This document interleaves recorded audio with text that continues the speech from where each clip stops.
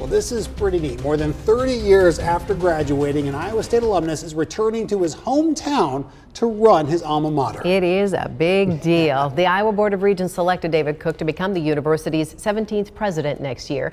KCCI's Abigail Curtin talked with Cook about what this means for him and the future of the school. Abigail. Well, Cook never thought that he'd be back as president, but when he heard that the Board of Regents chose him, he says the realization of the moment hit him hard.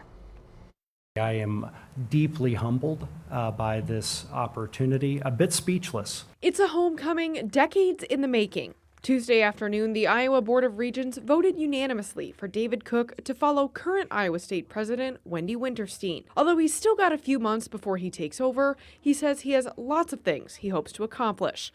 One of the biggest, understanding ISU's finances, which means building relationships with Iowa's lawmakers and the Board of Regents. Our biggest funder is the state legislature, our biggest partner and collaborator, and so really doing my best to understand the relationship, how that whole process works, and frankly, what the legislature wants to see from the institutions. And while funding is one of his top priorities, he says curriculum is too. Particularly, he wants to make sure students are able to thrive in a world increasingly dependent on artificial intelligence. We're not sure what tomorrow might bring in so many ways, but making sure that they're ready, that they're prepared, is a critical role that an institution like Iowa State is going to play. But in the meantime, he says he, his wife, and his dog will be making appearances on campus. Starting with talking with students to see, how they're doing and what they'd like to see in the new president.